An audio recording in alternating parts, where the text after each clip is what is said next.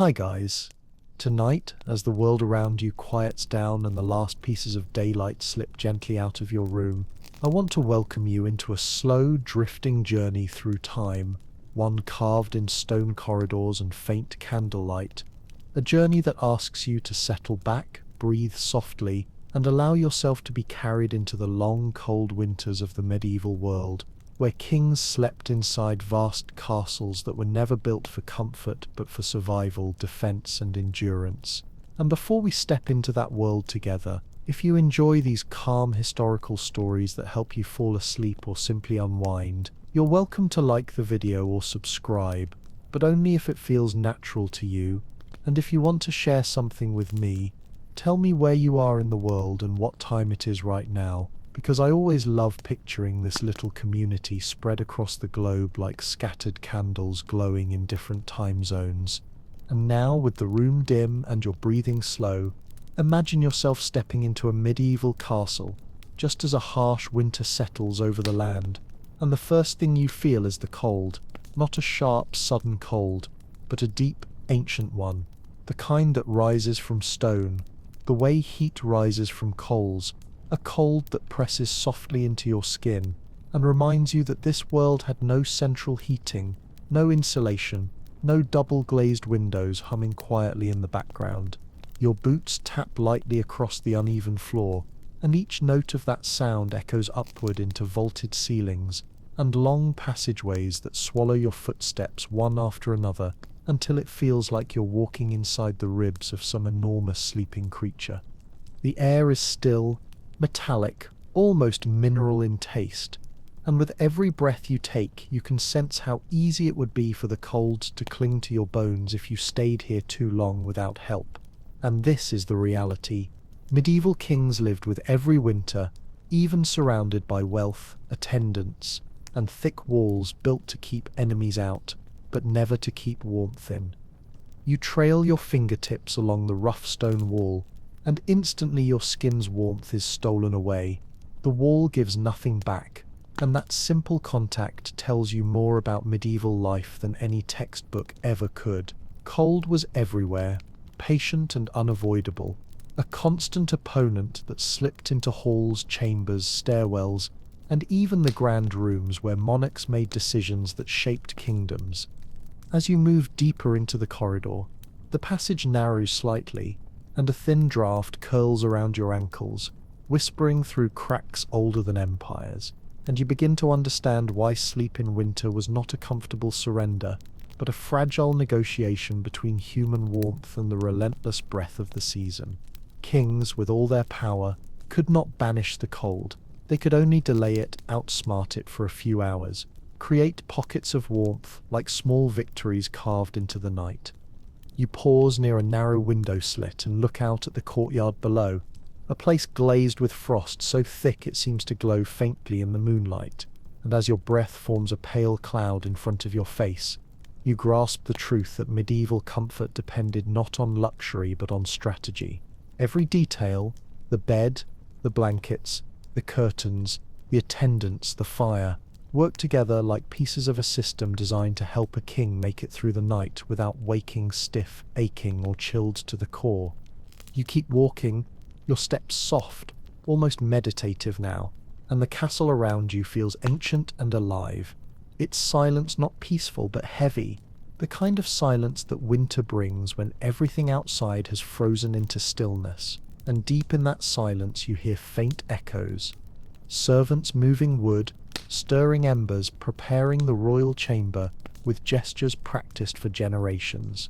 You pass under an archway and feel another draught, sharper this time, like the castle is exhaling cold air that has been trapped inside its walls for centuries, and it reminds you again, even kings trembled under winter's hand.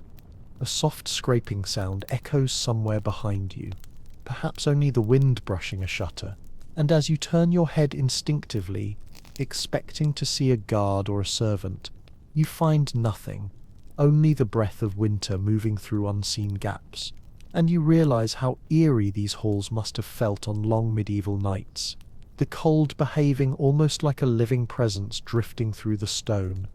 And just as you take another step forward, a small memory surfaces, something historians note with quiet amusement, that many medieval people believed cold could seep into the body and stay there, weakening you permanently, and so even kings wore charms or tiny amulets sewn into their clothing to keep the chill from entering their bones. And while we smile at the superstition today, the fear behind it was very real, because winter was not simply uncomfortable, it was dangerous. You continue down the corridor until finally you reach a broader landing, lit by flickering candle flames that sway in the draught like tired dancers at the end of a long night. And the warmth from them is so faint that you lean toward it instinctively, savoring whatever little comfort it provides. The wooden door beside you is reinforced with iron bands, cold to the touch, and as you push it open, the hinges let out a low, weary creak, as though apologizing for the chill inside. And now the chamber expands before you, dim and quiet, with thick rugs softening the stone floor and tapestries hanging heavy on the walls. And you breathe slowly, letting your eyes adjust to the soft darkness, because somewhere in this room stood the massive structure that decided whether a king woke refreshed or frozen, the royal bed. It waits for you in the shadows, like a fortress within a fortress, huge, towering, draped in heavy fabric, a stronghold of warmth in a world built of cold stone. And as you step closer, your journey into the heart of medieval sleep truly begins. You step slowly toward the immense silhouette of the royal bed, and the closer you move, the more it feels as if the entire room bends around this single object, as though everything in the chamber exists only to serve it, protect it, and make the cold outside its thick curtains feel distant and powerless. The bed rises from the dimness like a wooden monument, carved with patient hands generations ago, its posts thick enough to seem like tree trunks cut from a forgotten forest, its canopy stretching wide above you like a small roof built inside the king's bedroom, a shelter within a shelter, a miniature house designed to hold warmth the way a cupped hand holds a tiny flame. As you reach out and touch one of the posts, the wood is cool beneath your fingertips, yet smooth, polished by centuries of hands, the hands of servants adjusting blankets, the hands of guards checking for danger, the hands of kings who leaned on these posts before sliding under heavy covers to escape the winter pressing against the castle walls. You run your palm lightly along the grain, and you feel the story embedded in it, a quiet narrative of long winters survived not through modern comfort, but through ritual, structure, and layers of clever design. You move around the bed slowly, examining its sheer width, and you notice that it's far larger than a modern king-size mattress, almost square in shape, built not only for sleeping but for propping, sitting, resting, and enduring nights where the cold could slip under the doors and through the stone as easily as whispers. A mainstream historical fact surfaces gently in your mind. Medieval monarchs often slept semi-upright, supported by bolsters and cushions stacked behind them, partly because they believed this posture improved digestion and prevented bad humors, and partly because lying completely flat was associated with sickness or even death. And so the bed itself was built for a seated sleeper, a person resting in a dignified, elevated position, almost like a ruler on a throne, preparing to drift into the half-conscious world of dreams. You lift the edge of the mattress slightly, feeling its firmness, and realize it isn't the soft, cloud-like bedding you know today. Instead, it is dense, compact, layered with wool or feathers, or in more modest periods, straw, but for a king, the stuffing was refined carefully, mixed and fluffed by hand, tailored for comfort in a time when comfort was a rare luxury. Servants would have checked the cords that supported the mattress, thick ropes stretched tight beneath it, twisting them until they held firm, and from this ancient nightly ritual, the old phrase, "sleep tight," was born. You imagine those servants working in silence, pulling each rope taut while the winter wind whistled through the shutters just inches away. You lower the mattress gently and step closer to the curtains that hang from the canopy, the true heart of medieval nighttime warmth. And when you pinch a fold of fabric between your fingers, its weight surprises you. The curtain is thick, almost heavy enough to feel like a winter coat, woven from wool or layered cloth, designed not for beauty but survival. When pulled closed, these curtains transformed the bed into a small insulated chamber, a cocoon that trapped every scrap of heat the king's body produced, creating a pocket of stillness in an otherwise icy room. You slide your hand along the inside edge and feel the faint texture of old, worn stitching, the work of hands long gone. A quiet draft brushes the back of your neck and you turn your head slightly, noticing how the chilled air curls around the edges of the room, never still, never fully silent, always searching for an opening. This makes the bed curtains seem even more essential, the last barrier between the king and the stubborn cold that seeped through stone like an invisible tide. You imagine the curtains drawn shut by servants in a slow, practiced motion, their shadows flickering in candlelight, the soft hiss of fabric sliding along wood, marking the moment the king retreated from the world beyond. You step inside the curtain enclosure, and the atmosphere shifts gently, like stepping into a padded, quietened chamber where sound feels softer, your breath more noticeable, your heartbeat slower. Even though the room outside remains cold, this small space feels warmer simply because it is enclosed and still, a world within a world designed to cradle the monarch against the harshness of winter.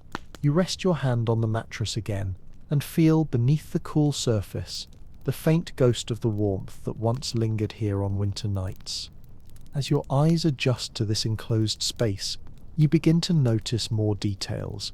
The thick pillows arranged neatly at the head of the bed, shaped not just for comfort but for posture.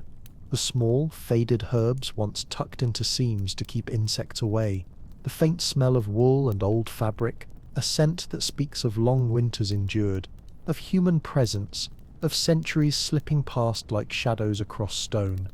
And just as you let your breathing settle into the rhythm of this quiet cocoon, your gaze drifts toward the heavy mound of blankets layered across the mattress, each one a crucial piece of the king's nightly survival, each one waiting for you to examine its purpose in this carefully constructed warmth. You step closer to the enormous mound of blankets resting on the royal mattress, and the moment your eyes take in their layered weight, you understand that these coverings were not decorative luxuries but tools of survival, each one chosen, folded, and positioned with the precision of armor before battle. The blankets are stacked in gentle hills, thick, heavy, almost immovable, and the first thing you notice when you press your fingers into the topmost layer is the density of the wool, coarse enough to prickle your skin, but warm in that deeply reassuring medieval way, the kind of warmth that feels earned rather than given. You lift a corner of the upper blanket and feel how solid it is, woven tightly so that cold air cannot slip through the fibers, and you realize how different these materials are from the soft, airy bedding we know today. This blanket, like most in royal households, was made to resist winter, not to flatter the senses, and its weight settles back into place with a soft thump that feels almost alive. Beneath it, another layer waits, a smoother one lined with linen on one side, designed to sit closer to the king's skin, a thoughtful touch added by servants who understood the balance between comfort and insulation. But when your hand reaches the third layer, the atmosphere around you changes subtly. You pull up a section of fabric and feel fur beneath your palm, dense, warm, and astonishingly soft, despite the centuries that separate you from the king who once slept here. In medieval winters, fur was the crown jewel of bedding. Sable, marten, fox, or beaver skins provided insulation unmatched by anything else, trapping body heat so effectively that even a freezing castle room could become bearable. You imagine the king slipping beneath these fur-lined quilts with a sigh of relief after a long day of council meetings, political tensions, and the biting cold gnawing at his joints. A quiet detail surfaces in your memory, one that historians love to mention because of its charming humanity. Some royal households stitched tiny bells or protective charms into the corners of winter blankets, believing these little talismans would ward off evil spirits or misfortune lurking in the cold. Whether the king believed in such things or merely found comfort in them, no one truly knows, but you picture the faintest jingle of a bell hidden inside the bedding as the covers shifted, a small sound almost lost in the stillness of the night. You let the fur fall back into its place and climb gently onto the edge of the bed, easing your weight onto the mattress. The layers compress beneath you, but not dramatically. They hold firm, pressing back with steady resistance, and for a moment you understand what medieval sleep must have felt like. A slow sinking into a warm fortress built from fabric, wool, fur, rope, and human effort. You lie back for just a second, letting the blankets settle around you like the closing wings of some ancient creature, heavy enough to pin you lightly, warm enough to soften the sharpness of the cold still lingering in the air.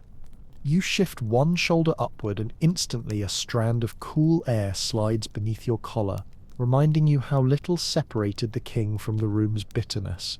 Even the smallest exposure could wake him, nudge him, or disrupt his sleep. You imagine him half awake, tugging the blankets closer with sluggish hands, burrowing deeper into the warmth, listening to the muffled wind outside scraping against shutters like ghostly fingers. You sit back up and notice the careful stitching along the blanket edges, tiny uniform marks made by royal tailors and laundresses, people whose names history rarely preserves, who brushed, beat, and aired the blankets regularly because washing heavy wool in winter was nearly impossible. Servants would shake them outside during brief daylight hours, snowflakes drifting from the folds as dust puffed out in pale clouds that sparkled for a moment before disappearing into the crisp breeze. Your gaze drifts to the pile of pillows stacked at the head of the bed, soft but firm, shaped to support a semi-upright posture that medieval kings favored. These cushions helped prevent heat from escaping and made breathing easier in the dense cold air of the chamber. You picture the king shifting slightly, adjusting a pillow behind his shoulder, searching for the exact angle that would let him drift into sleep without discomfort. You reach out again and touch the fur, feeling how it still holds a faint echo of warmth simply because of its natural structure, and you think of all the winters it endured, all the storms it withstood, all the nights it helped a monarch sleep through icy winds that rattled the castle walls. There is something quietly humbling in that thought, how even the most powerful ruler depended on the warmth of animals, the woven skill of artisans, and the silent labor of servants to make it safely through a winter's night. As you stand from the bed, feeling the rug soften the floor beneath your feet, your eyes drift naturally toward the curtain enclosure that shields this pocket of warmth from the vast, unheated chamber around it. If the blankets were the king's armor, these curtains were his final walls, his last defense against drafts that crept across stone like invisible rivers. And in this moment, as you look at the fabric hanging heavy and silent in the dim light, you feel the story drawing you onward toward the next step in the king's nightly ritual. You move toward the tall, heavy curtains that frame the royal bed, and the moment your fingers brush the fabric, you understand why medieval kings trusted these drapes as much as the blankets beneath them. The cloth is dense, almost weighty enough to feel like armor, woven to resist not just the chill but the relentless movement of air that sneaks through every gap in a stone castle. When you pinch a handful of fabric and feel its texture, thick wool, layered damask, or heavy linen depending on the season, you sense instantly that this was not decoration, it was survival stitched into folds. You ease the curtain aside and step into the enclosed space, and the difference is immediate and almost startling. The outside chamber still hangs with the coldness of stone, but inside this canopy the air settles differently. It feels quieter, closer, held in place by the heavy drapery. Even without a fire, even without any true warmth, the stillness itself feels like a form of comfort, and for a moment you understand why medieval people valued enclosed beds so deeply. By shutting out drafts, limiting airflow, and trapping even the faintest heat generated by the body, these curtains created a small protective microclimate that could mean the difference between waking refreshed or waking numb with cold. You let the curtain fall behind you, and its weight shuts out the chamber like a door closing slowly, sealing you inside a pocket of darkness, lit only by faint candle glow slipping through the overlapping folds. Inside this cocoon, sound behaves differently. Your own breath becomes louder, more present. Your slightest movements are amplified. The mattress lets out a soft creak that seems to echo against the curtain walls. It feels almost womb-like, a tiny private sanctuary carved out of fabric and wood within a cold, cavernous castle. Your hand drifts along the inner seams, and you notice the stitching strong and straight, done by practiced hands who understood exactly how much tension the fabric needed to hang properly. Some chronicles mention that royal households use separate curtain sets for winter and summer. The winter set thick and doubled, sometimes lined with fur or padded cloth, while the summer set was lighter and more decorative. Even kings had to adapt their sleeping environment to the changing seasons, adjusting the weight of the bedding as carefully as a ship captain changes sails. You sit softly on the edge of the mattress inside the enclosure, feeling how the curtains close you in, muting the cold, softening the flicker of light. You imagine the nightly ritual, servants drawing the curtains one by one, each panel pulled with slow, practiced movements, the fabric whispering as it fell into place. The enclosure shrinking around the king until only a narrow slit of warmth remained inside, like the glow of an ember buried beneath ashes. In that moment, the king's world shrank to this small, sheltered space where the air was still and his breath warmed the darkness. You lift a corner of the curtain, letting in a thin blade of cold air that slices across your cheek like the touch of winter's fingertip, and you release it quickly, almost instinctively, realizing how sharply the temperature drops outside this fabric barrier. The cold that dominates the castle seems to press against the curtains from all sides, searching for any opening, any chance to slip in. In a place like this, warmth was not a stable state. It was something you actively defended. When you lie back on the mattress again, just for a moment, you picture the king resting in this same small enclosure, while storms raged outside the stone walls. Wind might howl through the battlements, snow might batter the shutters, and icy air might snake under the door. But inside this four-walled canopy, those harsh sounds were softened into distant murmurs. The curtains transformed violent winter nights into something quieter, almost lulling, like waves breaking far away on a dark shore. Your fingers brush the canopy above your head, feeling the carved wood that holds the entire structure together. The canopy is low enough to trap heat, but high enough not to feel oppressive, and its presence above you feels strangely protective, almost like a roof inside a room, built not from necessity but from wisdom gained across generations. This extra layer slowed the upward escape of heat, keeping the king's warmth contained around him, rather than drifting away into the vast chamber above. As you picture the king entering his bed for the night, you see him step through the curtain opening with a slow, weary movement, attendants lowering the panels behind him until he's fully enclosed, their candles flickering softly as they withdraw. In the final moments before sleep, the king rests within this pocket of silence, feeling the temperature slowly rise as his own body heat gathers in the canopy's still air. He adjusts the blankets around his shoulders, breathes deeply, and listens to the distant hum of the castle settling into night. You rise carefully from the mattress, part the curtain once more, and step back into the open chamber. The cold hits you with immediate clarity, embracing you like a reminder that this room, left unheated, remains unforgiving. The shift is so sudden that you instinctively wrap your arms around yourself for a second, understanding in your body what the king felt every night. Warmth was temporary, fragile, something to be protected like a flame against wind. And as you step away from the bed, your gaze drifts naturally toward the quiet corner where royal attendants once gathered, preparing tools, warming cloths, and arranging the bedding long before the king ever arrived. Their unseen labor shaped the warmth of this room, and now the story pulls you gently toward that corner where the next part of the ritual waits. You walk slowly toward the quiet corner of the chamber where royal attendants once gathered each night, and as you approach, the air seems to thicken with the memory of their movements, their breath, their whispered exchanges carried out with the soft precision required to warm a bed in a freezing castle.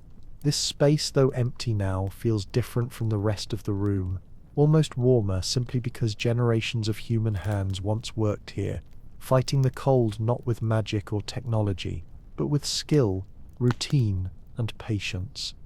You pause beside a wooden table worn smooth by centuries of use, and you run your fingers along its surface, feeling faint grooves carved by time. On this very table, servants laid out the tools they needed to prepare the king's bed: heavy blankets folded with ritualistic care, linen warmed near the fire, small bundles of herbs meant to freshen the air, and a shallow wooden box lined with cloth, used for carrying heated stones or glowing embers up the long staircases from the castle kitchens below. You lean closer and almost imagine the lingering smell of warm linen and wood smoke clinging to the air. A soft memory from history drifts into your mind, an account describing how attendants sometimes carried irons wrapped in thick cloth to slip beneath the bedding, letting their heat spread slowly through the layers before being removed. In other households, they used smooth stones heated beside the hearth, wrapped carefully so they wouldn't scorch the mattress. These tools were essential because without preheating, even a king's bed would greet him like a block of ice, stealing warmth from his body faster than he could produce it. You brush your hand along the edge of the table again, and you imagine the attendants bustling quietly, their footsteps muffled by thick rugs, their breath visible in the cold air as they prepared the room. Draughts curled along the walls while they worked, but these servants learned to anticipate the castle's winter moods, shielding their hands from the cold as they tucked warmed linens into place. They learned the exact order of operations: heat first, then layering, then inspection, and only then the final touches that signaled the bed was ready for the monarch. Some household records even mention an informal role known as the bed warmer, a trusted attendant whose sole responsibility on winter nights was to test the bedding with their own hands, or oddly enough, their cheeks, to make sure it reached the right temperature before the king slipped beneath the covers. You picture this person leaning into the curtains, cheeks pressed lightly to the linen, trying to judge by feel whether the warmth had sunk deeply enough into the layers. It was an intimate task, one requiring sensitivity and experience, and the consequences of failure could be significant. A cold bed meant a restless king, and a restless king meant a difficult day for everyone. You stand a little straighter, closing your eyes briefly as you imagine the soft sounds of preparation, the rustle of fabric being lifted and shaken, the muted thump of a warming stone placed gently on the mattress, the faint crackle of embers inside a clay container, carried with steady hands. You sense the weight of responsibility that these attendants carried, knowing that the king's comfort, mood, and even health depended on their diligence. A sudden thin draft coils around your ankle, reminding you once again how cold the room truly is. You instinctively step closer to the bed, as though drawn toward the idea of warmth, and place your palm on the mattress again. The chill seeps upward almost instantly, brisk and sharp, and you understand with fresh clarity why this preparation mattered so deeply. A bed left unheated would feel like stone biting into joints and stiffening muscles within minutes. In an era without modern medicine, without effective treatments for lung infections or arthritis, a cold night could worsen the king's long-term health. You open your eyes slowly and picture the final scene of the night. Attendants standing ready as the king approaches, their hands folded quietly, the room faintly warm from their presence and their work.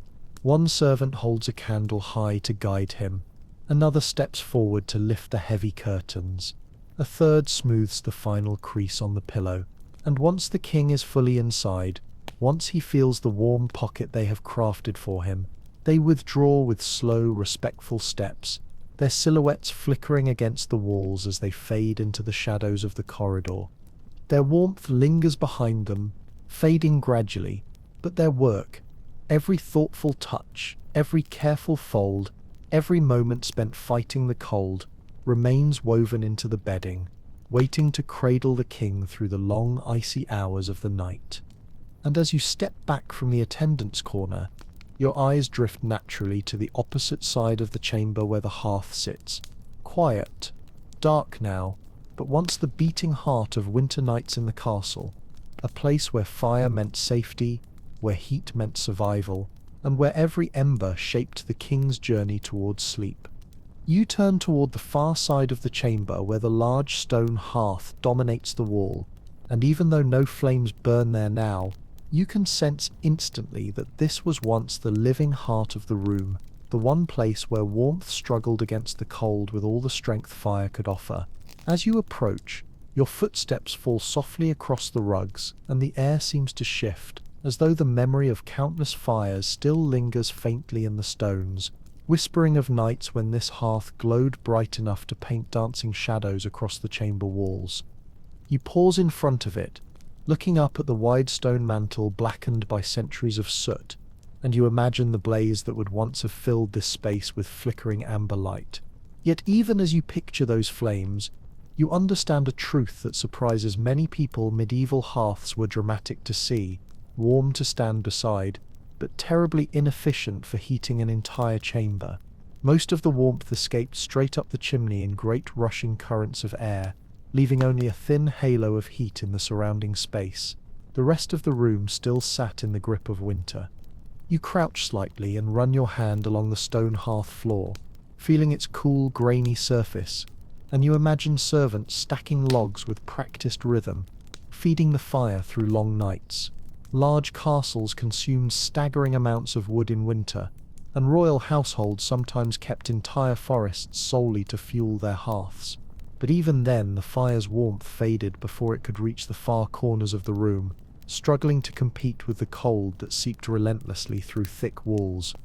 As your hand lingers on the stone, a soft recollection drifts into your mind, a detail from medieval accounts describing how kings often sat or slept as close to fires as they dared. They positioned chairs, stools, or even small wooden screens angled to reflect heat back toward them, creating a focused pocket of warmth directly in front of the hearth. These screens sometimes doubled as modesty barriers when the king changed clothes, but in winter they were shields against the icy drafts crawling along the floor. You stand and take a step closer to the empty hearth, imagining the smell of burning oak and pine filling the air, the crackle of resin, the hiss of moisture evaporating from fresh logs. You picture the king on especially brutal nights waking before dawn, teeth chattering, reaching out to pull the curtain aside and calling softly for more wood, for attendants to stoke the fire until the room glowed again. Even kings were not immune to the unpredictable moods of winter. A single night of fading warmth could turn sleep into a long, restless vigil. You place your palm gently on the vertical stones framing the hearth, feeling how cold and inert they are now, and you understand that their purpose was not to retain heat, but to channel it upward, outward, away from danger. Medieval builders did not craft fireplaces for comfort the way we think of them today. They built them to survive smoke, to protect the room from sparks, and to prevent structural fires in wooden upper floors. Warmth was simply a side effect, an inconsistent, fleeting gift. A small gust slips through the chimney above you, sending a faint draft across your knuckles, and you imagine how often that same expression of winter found its way into the king's chambers. Even the hearth could be a doorway for cold, each gust of wind reminding the monarch that no fire, no matter how powerful, could conquer the winter entirely. The fire was a negotiation, not a victory. You slowly take a step back, allowing your gaze to travel across the chamber once more, the massive bed with its fortress curtains, the layered blankets waiting to trap warmth, the attendant's corner where quiet hands prepared the bedding, and the hearth whose flames tried valiantly to soften the stone-cold night. You begin to see the entire room as a system, a delicate balance of heat, fabric, habit, and human effort, all working together to cradle a king against the cold. And then, as your eyes adjust again to the dimness, you notice something on the opposite wall, a cluster of small objects that seem almost insignificant at first glance. Tapestries. They hang in rich, heavy folds, colourful patterns softened by age, yet still vivid in their purpose, and the story gently pulls you toward them, because in a room designed to fight winter, even the walls wore insulation. You walk slowly toward the tapestries hanging along the chamber walls, and as you approach, you begin to understand why these great woven panels were not merely decorations in castles, but essential winter tools, silent guardians that softened the breath of cold stone. The air near the walls feels noticeably colder, as though the stone itself exhales winter. But the moment you draw close to one of the tapestries, the temperature shifts just slightly, a small but meaningful difference that medieval people understood instinctively long before they had scientific explanations for insulation. You reach out and touch the edge of the nearest tapestry, feeling the thickness of the wool beneath your fingertips. It is heavy, far heavier than modern fabrics used for art, because its purpose went beyond beauty. These textiles were meant to absorb cold, to dampen drafts, to create buffers between the room's occupants and the icy stone beyond. You slide your hand across the woven patterns, and the fabric feels almost alive, textured with the labor of countless hands that dyed, spun, and loomed each thread.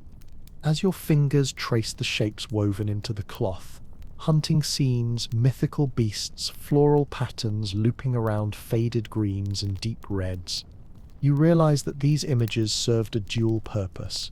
They dazzled guests during feasts or councils, and they insulated the king during nights when temperatures plummeted. A mainstream historical fact surfaces softly in your mind in the harshest winters. Some castles doubled the number of tapestries on key walls, layering them as you would layer blankets on a bed. You picture servants climbing small ladders, hanging fresh panels just as the first frost began to creep across the courtyard, their breath steaming in the air as they worked with gloved hands. These tapestries were so effective that in some royal chambers wall hangings were changed seasonally, lighter linens for summer, thick woolen masterpieces for winter. You let your fingers rest gently against the cloth, feeling how it muffles sound as well as cold. Without these woven walls, every whisper, footstep, or shifting curtain would echo harshly against the stone, creating a room that felt hollow and frigid. But with tapestries, the atmosphere softens, as if the walls are listening instead of speaking, and the chamber becomes a place where warmth has a chance to settle. You imagine the king lying in bed on a bitter January night, the fire burning low but steady, the curtains pulled tightly around him, the blankets heavy, the attendants gone. Outside the canopy, the room remains cold, cold enough that his breath fogs the air, but the tapestries help hold the stillness in place, reduce the drafts, and make the vast chamber feel less like a cavern and more like a home. In that small grace, comfort is born. Your eyes travel along the wall to another tapestry, slightly larger, its colors richer despite age. You take a step toward it, and the wool sways almost imperceptibly as your movement stirs the air. This subtle shift makes you think of something else, how tapestries also served to conceal. Behind them could be hidden doorways, small storage niches, or even narrow passages used by servants or guards. In winter, these hidden gaps leaked cold air like thin streams of ice, and the tapestry acted as both mask and shield, smoothing the temperature and quieting the draft. You picture a servant slipping behind one of these hangings late at night on quiet feet, maybe carrying a jug of warm ale or checking the embers in the hearth. The tapestry falls silently behind them, its weight masking their presence entirely, leaving the room still warm in its center, cold at its edges, balanced between human touch and winter's reach. You run your hand once more along the thick weave, letting it brush your skin, and you feel a quiet respect for these humble pieces of art. They were storytellers, but also guardians, and for a king seeking rest in the darkest months, they were as necessary as the blankets on his bed. You step back from the tapestry, letting your gaze drift across the room once more. You see how each element of this chamber, the bed canopy, the blankets, the attendants' tools, the ever-struggling hearth, and the thick tapestries, work together in a delicate, ancient rhythm meant to protect the king from a world that never stopped being cold. And as your eyes adjust to the dim, flickering candlelight, you notice something next to the bed, a small wooden chest, simple yet carefully placed, holding the personal remedies and sleeping rituals the king relied upon to ease into rest. The story draws you toward it, gently urging you to explore the final pieces of the king's nightly winter routine. You step toward the small wooden chest positioned near the royal bed, and the closer you move, the more you feel its quiet importance. Because this was not a storage box for valuables or state documents, but a private companion to the king's nightly routine, a collection of small comforts and remedies that helped guide him from the cold strain of winter days into the fragile calm of sleep. The chest is modest compared to the ornate furnishings around it, its wood worn smooth by use, its corners rounded by generations of hands that opened it carefully, respectfully, knowing that its contents were meant to soothe, not impress. You kneel beside it, feeling the chill of the stone floor seep faintly through the rug, and you lift the lid slowly. It opens with a soft creak, a tired sound like an old musician tuning a string, and inside the dimness reveals objects that tell their own quiet story. You notice bundles of dried herbs tied with thin twine, lavender, thyme, rosemary, and meadow flowers pressed between folded linens, chosen not only for their scents, but for the belief that they could calm the body, settle the mind, and protect the sleeper from unseen winter ailments. You pick up one of the herb bundles and bring it closer to your face. Even after centuries, you imagine the faint ghost of fragrance it once released, a natural perfume meant to mask the mustiness of wool, wood smoke, and stone. Medieval people understood the value of scent long before modern science explained it. They knew instinctively that certain smells eased fear, softened stress, or cleared heavy thoughts. Kings were no exception. Lavender for sleep, rosemary for clarity, thyme to ward off illness, each chosen with intention. You set the herbs down gently, and notice a small clay vial nestled at the corner of the chest. You lift it carefully, feeling its cool, smooth surface, and imagine what it once held: warm, spiced wine prepared in the castle kitchens, honey mixed with heated ale, or medicinal concoctions brewed by royal physicians. Many kings drank possets, warm milk curdled with ale and seasoned with nutmeg or ginger, to soothe a restless chest or calm a troubled stomach. In winter, such drinks were not indulgences but necessities, warming the body from within, just as the blankets warmed it from without. Beside the vial lies a small polished object, a charm or amulet, perhaps made of bone, metal, or carved wood. You hold it between your fingers and recall how medieval people believed strongly in the influence of unseen forces, especially during winter when long nights and illness felt more threatening. Even monarchs carried talismans against bad dreams, spirits, or the cold itself. Some charms were sewn directly into nightshirts or pillow seams. This one might have rested beneath the king's pillow or hung from his bedpost, a silent guardian meant to ease the sleeping mind. You explore further and find a folded cloth pouch containing what looks like tiny beads or stones.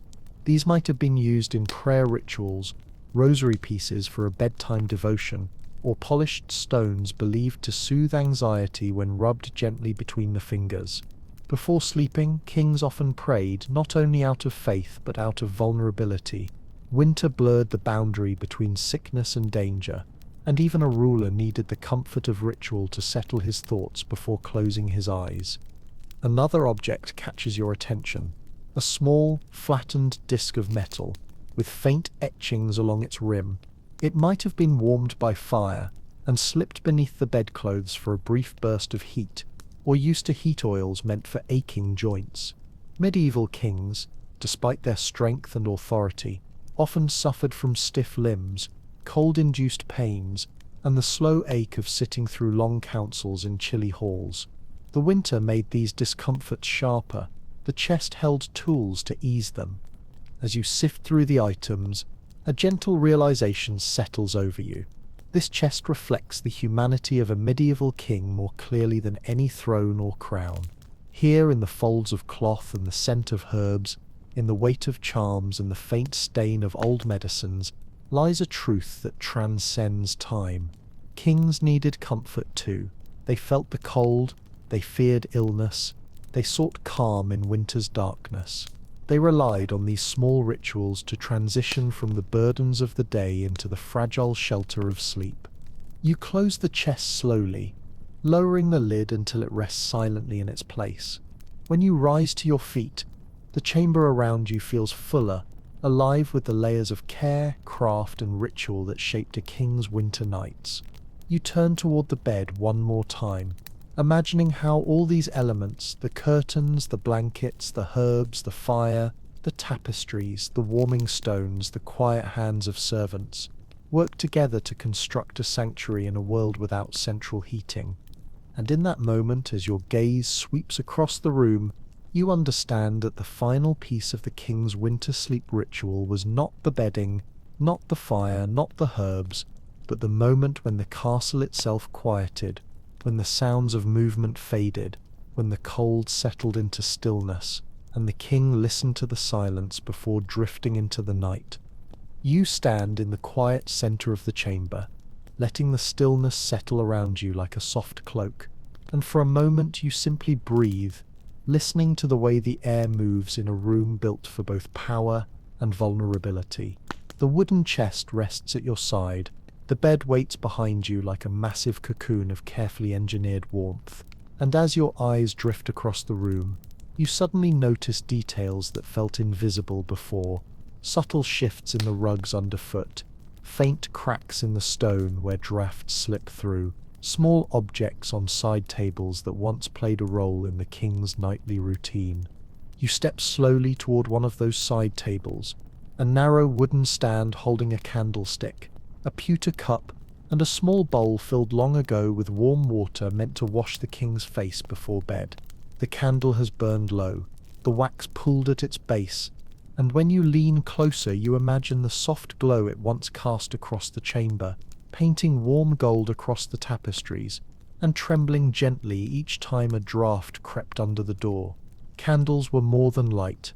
They were warmth, company, and a kind of reassurance that the long winter night could be kept at bay for just a little longer.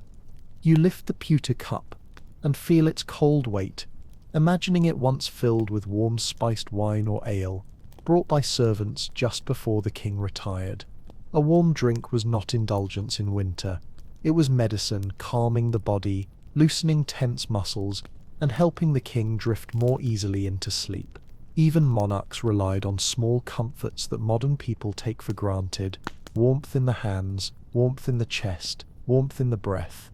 You set the cup down quietly and turn your attention to the bowl. The water inside would have been freshly warmed, mixed with herbs, used to dab the king's face and hands, so he didn't carry the day's chill into the bed with him. You picture the king dipping his fingers into that warm liquid, steam rising faintly into the cold air, the heat soothing him just enough to make the transition into the bed's waiting cocoon feel more welcoming. In a world of stone walls and relentless winter, even a moment of warmth against the skin mattered. You straighten and take a slow step backward, letting your gaze rise to the shadowed beams above you. The ceiling looms high, beautiful but drafty. Another reminder that the castle was built for warfare more than comfort. A thin breath of cold slides down from the rafters, brushing your cheek, and it reminds you that kings never truly escaped winter, not even in their most private chambers. They simply built routines, layers, barriers, and rituals to hold its teeth at a distance. You turn gradually back toward the bed, and for a long moment you simply look at it. The massive structure, the heavy drapery, the blankets layered like battlements, the small world carved out for a sleeper, whose responsibilities did not soften just because the season grew harsh. The bed seems almost to wait for you, its curtains parted slightly as though inviting you inside, and you walk toward it with soft steps, feeling the rugs muffle each footfall. When you stop at the edge of the bed, you place your hand gently on the curtain again, and the thick fabric seems warmer now, as though it has absorbed the faint heat of your visit. You slide the curtain open just enough to peer inside, and the enclosed space feels like a cavern of quiet protection, dim, insulated, waiting. You imagine the king standing where you are now, feeling the cold nip at his shoulders even through his thick nightshirt, and taking a breath as he prepared to enter the one place in the castle where he might finally be warm. You slip inside the enclosure once more, and as the curtain falls behind you, the world outside grows muffled. The sounds of the room fade to soft echoes. The faintest flicker of candlelight filters through the drapery, and the mattress beneath you feels firm and stable.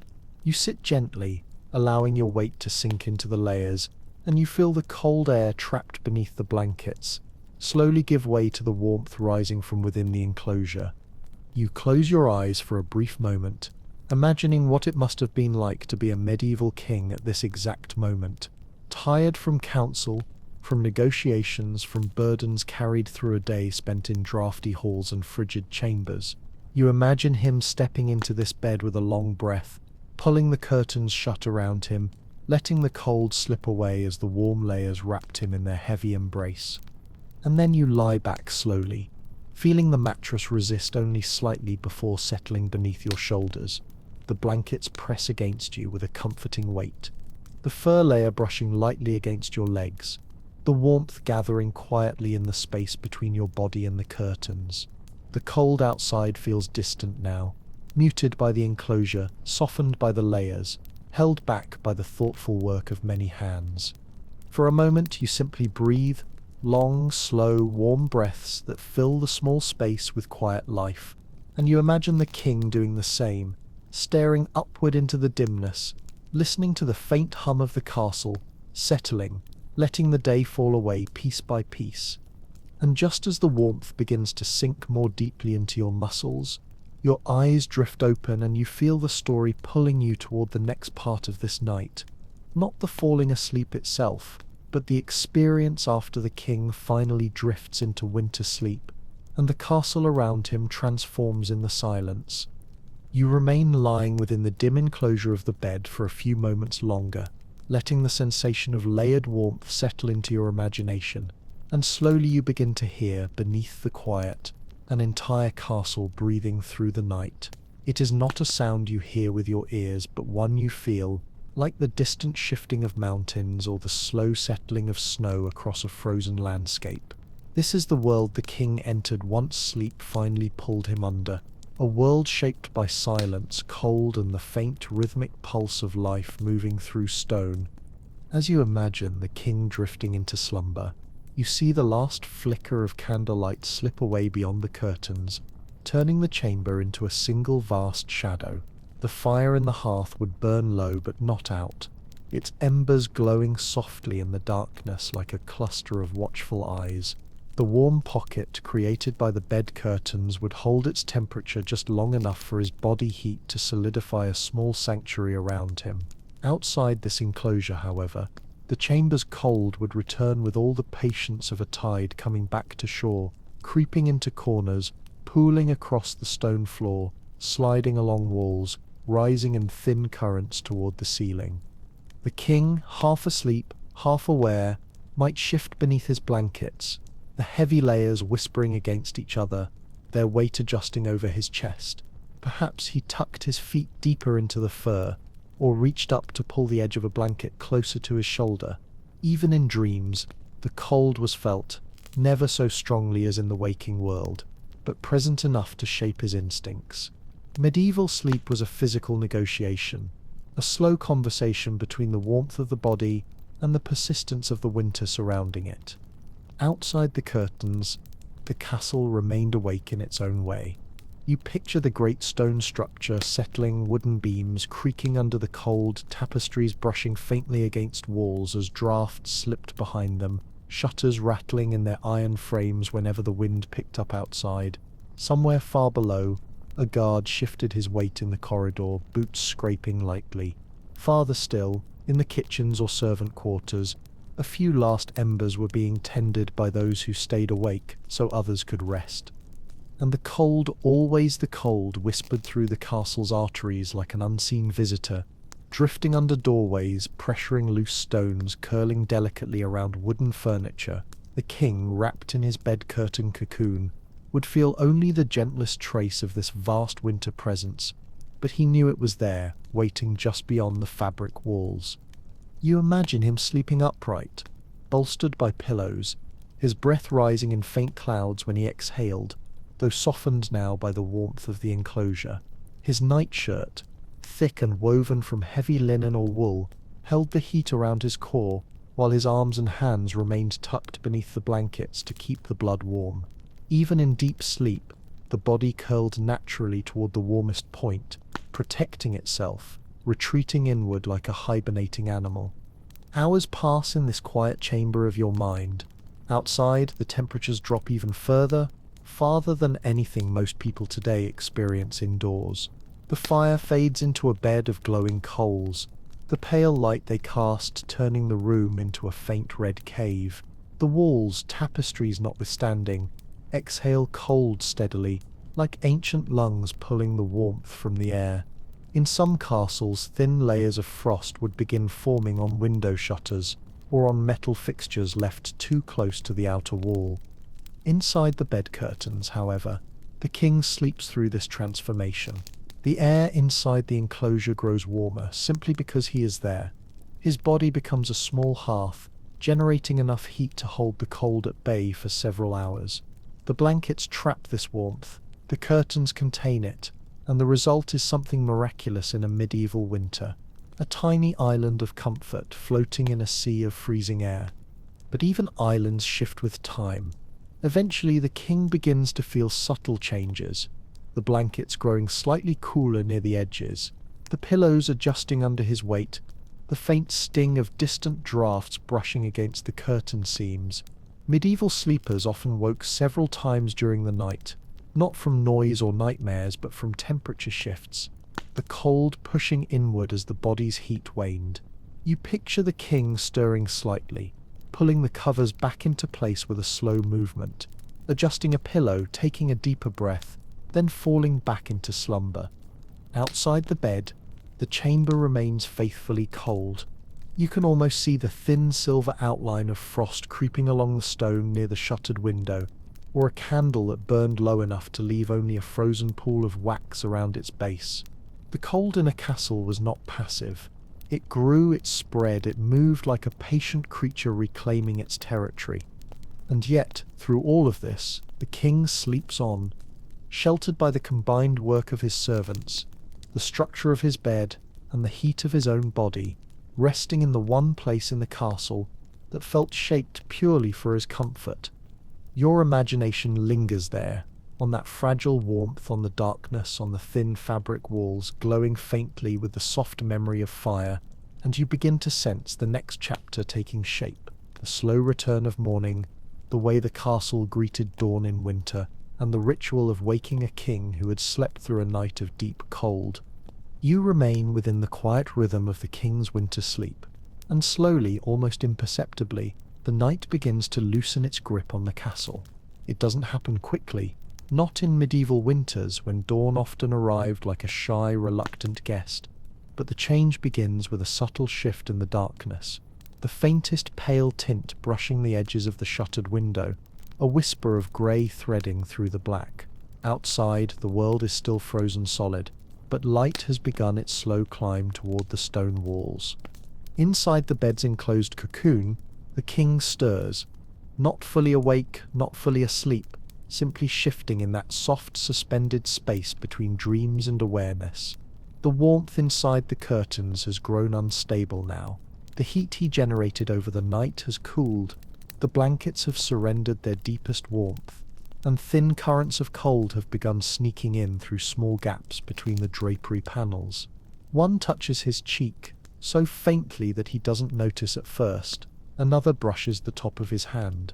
A third sweeps gently along his ankle, threading its way through the layers with the patience of water, finding cracks in stone. You imagine the king taking a deeper breath, his exhale appearing in a faint puff of mist in the dim air, the first sign that dawn is near. He shifts, the heavy blankets rustling softly, the fur lining sliding against itself with a low whisper. He opens his eyes just enough to see shadows, thick, familiar, comforting shapes that surround him in the semi-dark. The canopy above, the curtain folds like velvet cliffs, the faint glow of cooling embers casting a warm orange blush along the floor outside the enclosure. In a few moments his attendants will arrive to begin their morning duties, but before that first knock on the chamber door, the king exists in this brief, private moment, alone with the cold, with his breath, with the slow beat of his heart settling into the pace of morning. The chamber begins to wake before he does. You notice it first in the shifting light, the way the curtain edges flicker softly with dawn's first attempts to enter the room. Then a faint sound, perhaps the quiet knock of shutters stirring under wind, or the tiny pop of wood cooling in the hearth. The castle itself stretches, its stones contracting and shifting slightly from the night's bitter cold. The king inhales again, opening his eyes a little wider this time, and the cold has found him now more clearly. His nose tingles. His fingers curl instinctively beneath the blanket. His shoulder, exposed just slightly to the edge of the drapery's breadth, feels a thin ribbon of chill sliding across it. This is how medieval mornings began, slowly, reluctantly, the body waking not because of sunlight or alarm, but because the cold seeped inward and whispered, "It is time."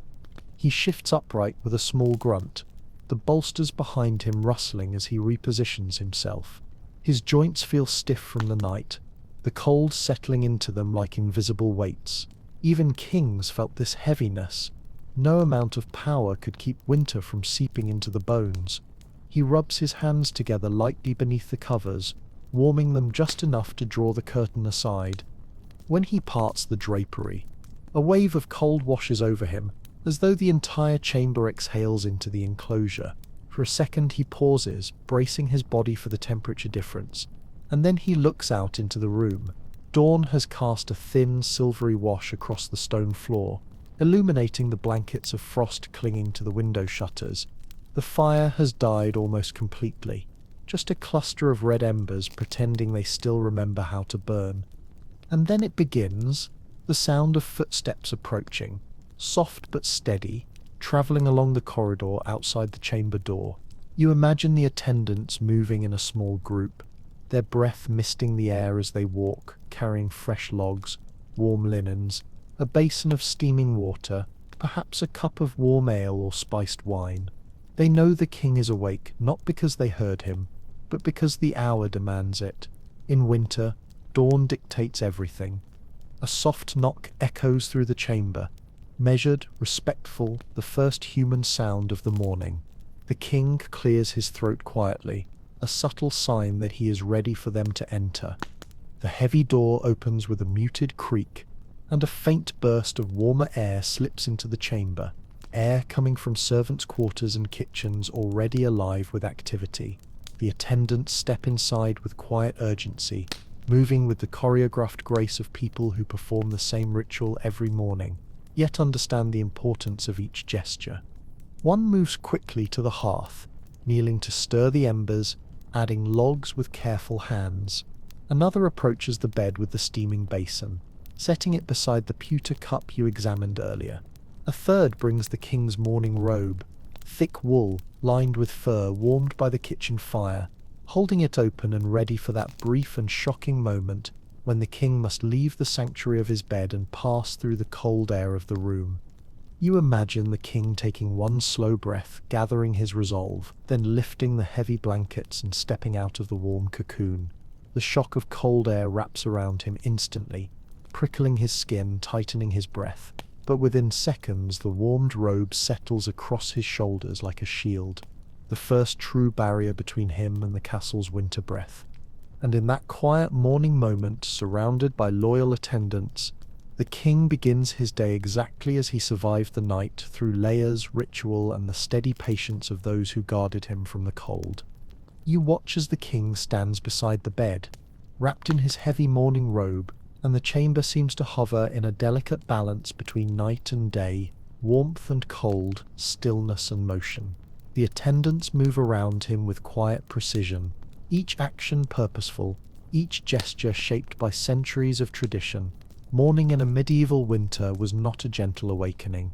It was a gradual reclaiming of the body from the cold.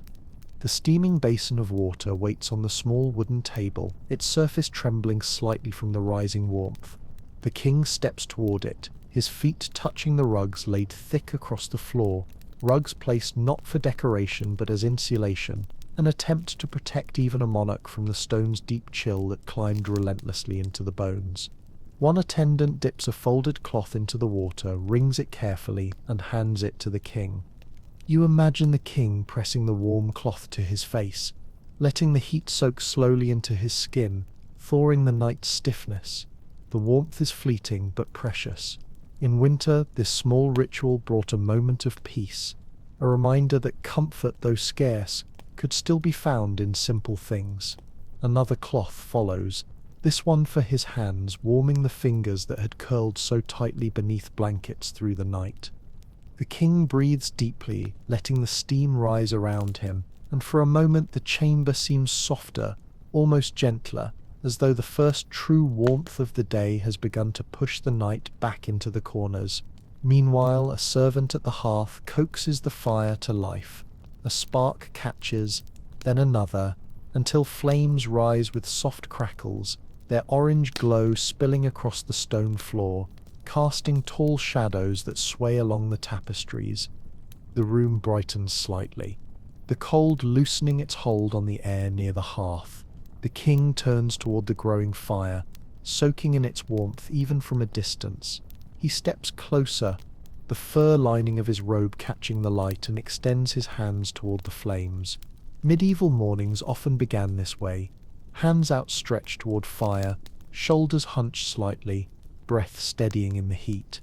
You can picture the relief spreading through him, the stiffness leaving his joints bit by bit. Once his fingers regain sensation and his face feels alive again, the next stage of the ritual begins. An attendant approaches with a wooden stand holding the king's garments, thick woolen hose, linen undersecrements warmed by the kitchen hearth, a quilted doublet padded for insulation, and finally the king's outer gown, often lined with fur, chosen specifically for winter's cruelty. Dressing in winter was not a single act. It was a sequence, a layering of protection. The king begins with the warm linen, pulling it over his head, feeling the soft fabric absorb the last traces of night's cold from his skin. Then come the hose, pulled snug over legs that still feel the morning chill.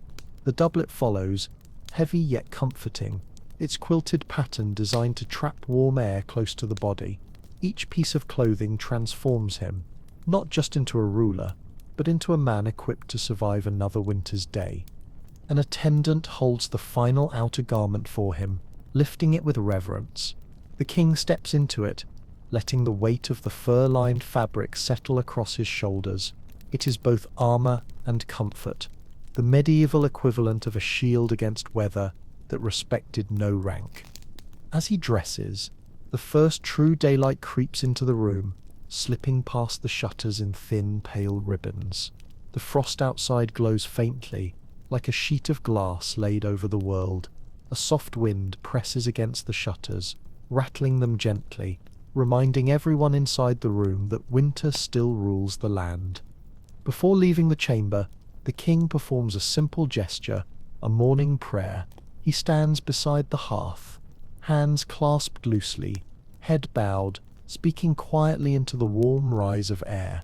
His words are soft, almost impossible to hear, but their purpose is unmistakable. In medieval life, especially in the bleakness of winter, faith was not an optional comfort. It was an anchor. It steadied the mind, soothed the heart, and gave purpose to mornings that began with cold discomfort and the weight of responsibility. The attendants stand silently behind him, their breaths visible in the fading pockets of cold air near the edges of the room. When the king finishes, he opens his eyes slowly, as though returning from a private world. He lifts his gaze toward the door, toward the day that awaits him beyond the chamber's fragile warmth. One attendant steps forward and places a fur-lined mantle around the king's shoulders, fastening it securely. Another brings his gloves, thick, padded, essential for walking through the castle's frigid corridors. A third ensures his boots are warmed and ready, lined with wool and secured with leather straps. The king pulls on the gloves, feeling the fire's warmth still lingering faintly in the wool, and steps toward the heavy wooden door. He pauses for a moment, taking one final breath of the chamber's relative comfort before stepping out into the castle's cold arteries, where the air will sting his cheeks and where his breath will fog with every exhale. And then, with a slow push, he opens the door, and the corridor beyond greets him with a long exhale of winter, sharp, honest, unrelenting.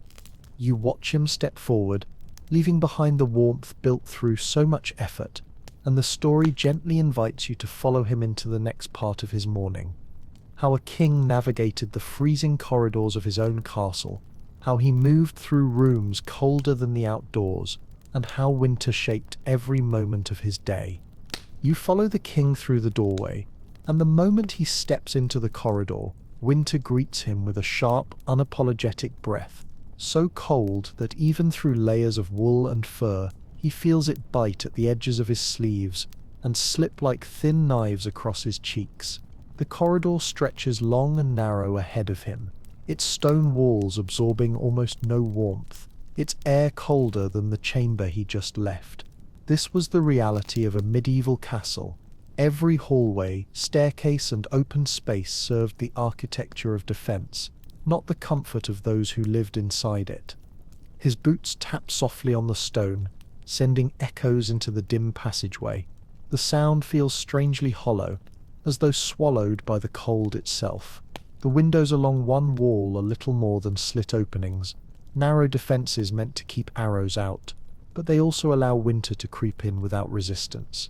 Frost has begun to form along the inner edges of the stone frames, shimmering faintly in the pale morning light, like delicate lace carved from ice.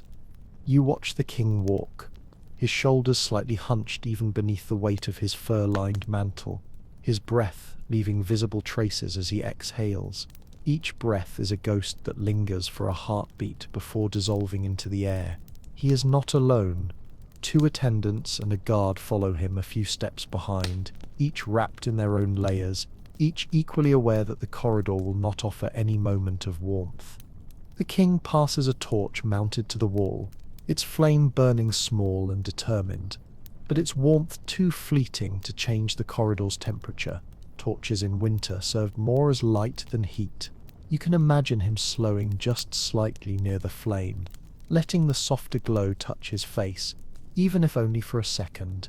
But he does not stop. The castle waits. As he moves deeper into the hallway, the cold shifts in character. It is no longer the crisp sting of morning, but a deeper, heavier chill, one that rises directly from the stone floor and sinks into his legs. Medieval builders did not understand insulation, and these floors stored the night's cold like deep wells. His boots, though lined with wool, cannot fully protect him from the sensation creeping upward, a slow numbing that was simply accepted as part of daily life. A servant hurries ahead to open a door leading into the next corridor.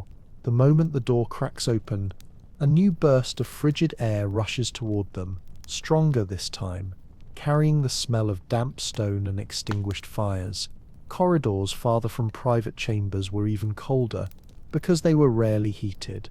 You watch the king brace himself subtly, his jaw tightening just a little before he continues forward. As they enter the next hallway, the wind shifts again, this time slipping in through gaps between stones, sliding down from arrow slits high above, swirling low near the floor. The king's mantle rustles around his ankles.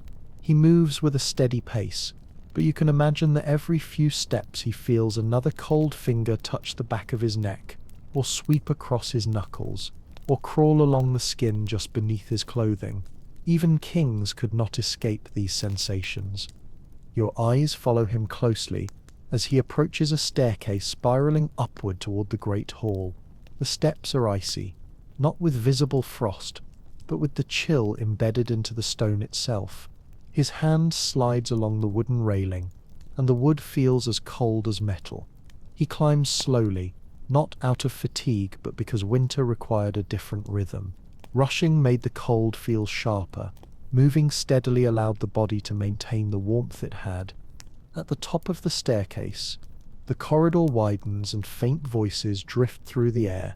Servants preparing the day's work, guards conducting morning exchanges, a low murmur that hints at life stirring within the castle walls. But still the cold dominates. These sounds come bundled in the brittle, echoing quality of winter, as though muffled beneath layers of ice. The king reaches another door, this one leading to the great hall, a space massive enough that the cold inside it feels almost like a weather system of its own.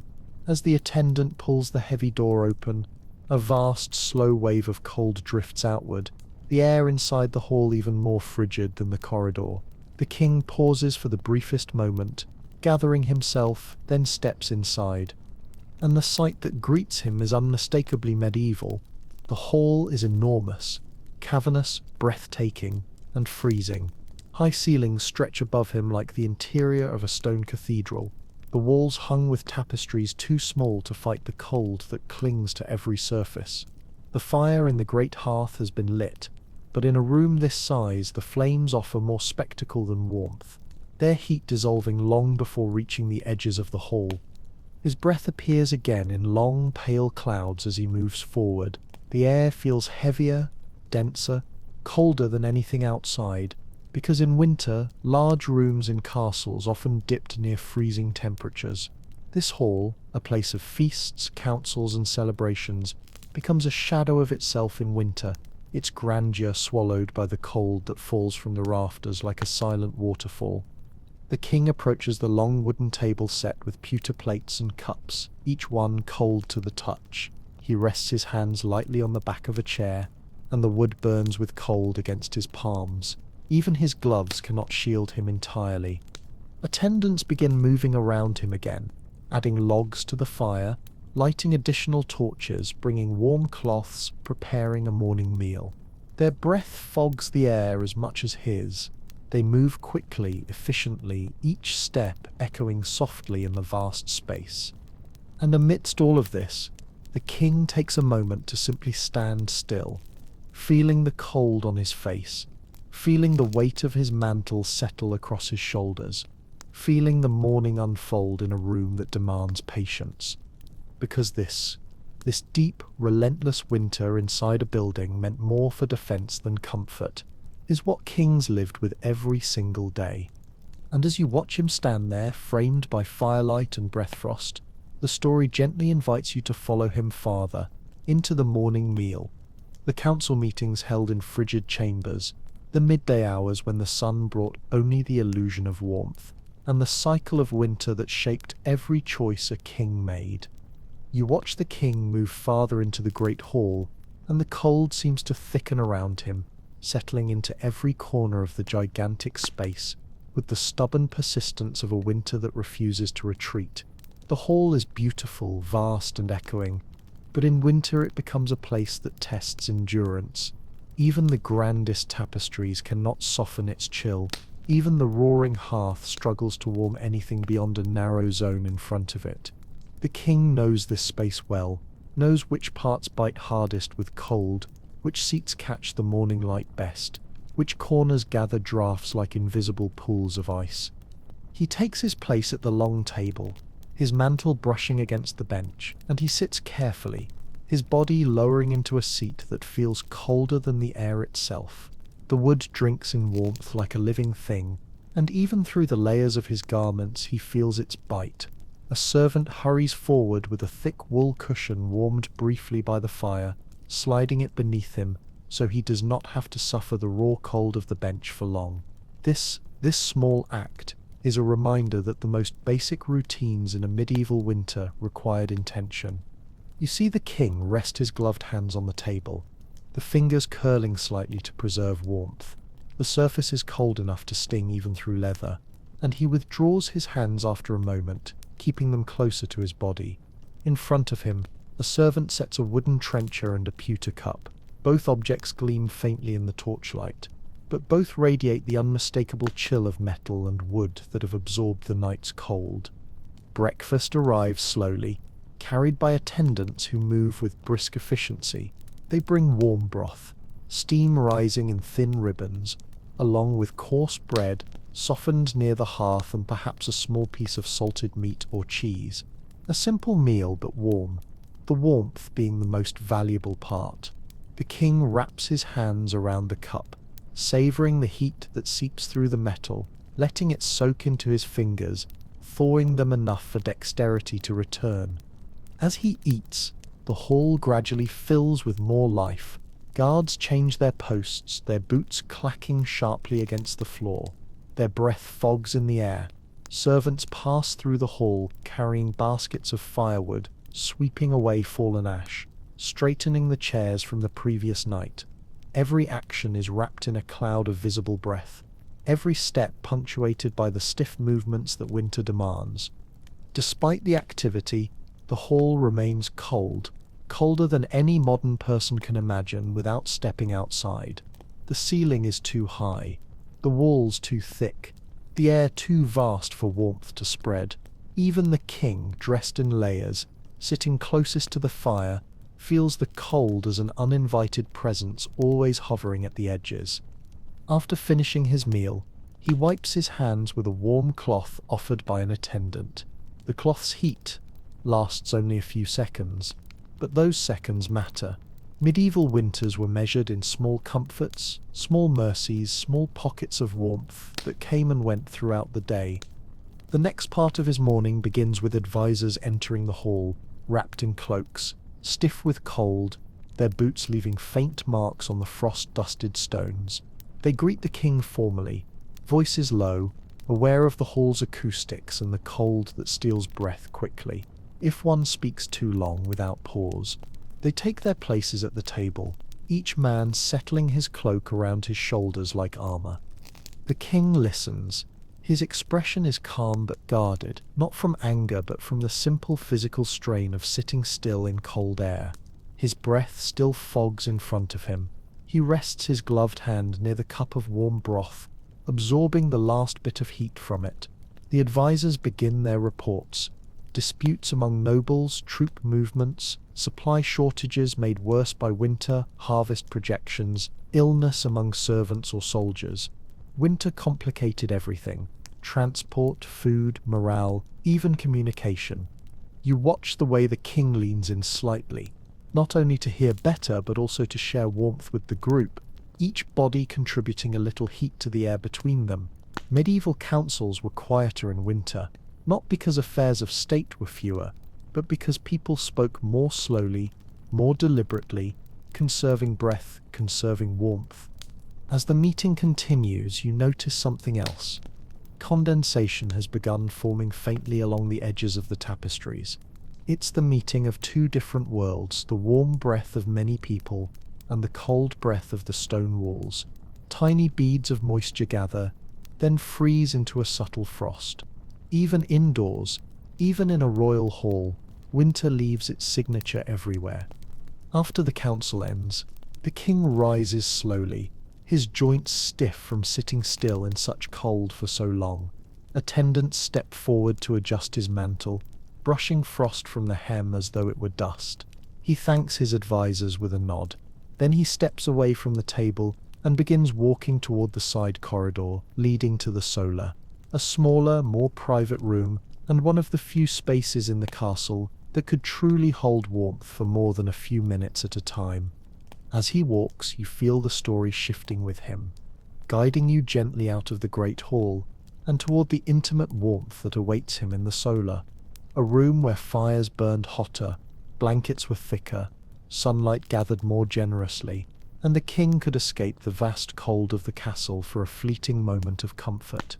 You follow the king as he steps out of the great hall and into a narrower passageway leading toward the solar, and immediately the atmosphere changes, not because it becomes warm, but because the space itself grows smaller, tighter, more shielded from the vast emptiness that made the hall feel like an open field of stone and frost. Here the walls draw closer, the ceiling lowers, and the drafts, though still present, move in thin, wandering threads rather than heavy swells of cold. The king's footsteps soften as he walks onto woven runners laid along the corridor, rugs placed intentionally to lessen the bite of the stone floor beneath. His fingers graze the wall once, almost unconsciously, and though the stone remains cold enough to numb a bare hand in seconds, he feels a faint comfort in the familiarity of it. These corridors were never meant to warm him, but they led him toward the only room in the castle that might. Two attendants move a little ahead of him. One slips into the solar before the king arrives, carrying a fresh bundle of wood.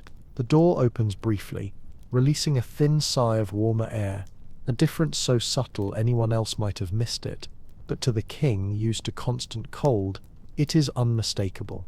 It is the scent of a fire already burning. It is the scent of safety. When he steps into the solar, the change is immediate and almost profound. The room is still cold by modern standards, but compared to the great hall, compared to the corridors, compared to the winter morning outside, this chamber feels almost gentle. A fire burns bright in the hearth, flames curling eagerly up the logs, filling the room with a warm glow that spills across tapestries and carved wooden furniture. You notice that the solar is arranged with intention. This was not a ceremonial room, not a place for feasts or councils or displays of royal grandeur. It was the king's winter refuge, a room deliberately chosen for its position above the kitchens, where rising heat from the fire pits below would seep through the floorboards, a room with smaller windows that admitted more sunlight and fewer drafts, a room where every item was placed for comfort and warmth. The king steps closer to the hearth, letting the fire's heat touch his face more fully than in any other part of the castle. His hands lift toward it, and for the first time today his fingers begin to thaw completely. He closes his eyes for a moment, not to rest but to savor the sensation. This was a luxury, a gift, one of the only places in the castle where warmth could be felt deeply and without hurry. A servant places a cushioned chair near the fire, angled just enough to catch the full glow of the flames. The king lowers himself into it slowly, his mantle settling heavily around him, the fur collar brushing against his jaw. The firelight dances across his face, softening the harsh shadows carved by winter's cold. He exhales, the mist leaving his breath for the first time since he rose from bed. On a small table beside him, another attendant sets a cup of warm spiced wine, steam curling gently from its surface. The king wraps both hands around the cup, feeling the heat seep into his palms, traveling up his wrists, loosening the tightness that has settled in his muscles throughout the morning. You notice the details of the room, thick woolen tapestries hung with care to capture as much warmth as possible, a small chest filled with extra blankets, a shuttered window where sunlight presses faintly against the wood, waiting to spill into the room once the shutters are opened for the day. A thick fur rug lies near the hearth, placed so the heat pools around it like a warm lake, offering a place to rest one's feet without the sting of icy stone. Here, in this room, the king could finally lower his shoulders. Here he could feel his face flush gently from warmth instead of cold. Here he could sip his drink slowly without watching the steam disappear instantly in freezing air. As he sits, the door opens quietly again, and a scribe enters carrying a stack of parchment. This is the part of the morning where winter and duty meet in uneasy truce. The solar is warm enough for writing, warm enough for thought, warm enough for the king to read letters, issue commands, and attend to the slower rhythms of governance, without the distraction of shivering joints. The scribe bows, approaches the fire respectfully, and places the parchments on a small table. The ink in the inkwell must be kept near the fire, because in colder rooms it would thicken or freeze, making writing nearly impossible. These are the kinds of details you never think about until you watch winter move through a medieval castle. Simple tasks become difficult, humble objects require heat, and even a king must adjust to the practical nature of cold. The king picks up the first document, reading it slowly, the fire's glow reflecting in his eyes. His face remains composed, but his fingers move with more ease now, the warmth of the room restoring their dexterity. He exchanges a quiet word with the scribe, his voice steady, the frost finally gone from his breath. Time passes like this, quiet, steady, warmed by fire and winter light, and you watch, knowing that this brief comfort is only temporary. The day is long, the castle vast, and the duties many. Soon the king will need to leave the solar again and return to the colder parts of the castle, return to halls where his breath appears again, return to rooms where firelight barely holds back the winter. But for now, for this gentle stretch of morning, the king sits beside the fire, wrapped in warmth, listening to the crackle of flames, feeling the quiet strength of the solar around him like a protective mantle. And slowly the story begins, guiding you toward what comes next. How a medieval king spent the long winter hours of midday, how he moved between rooms, how he managed meals, councils, rituals, and duties in a world where cold shaped every moment.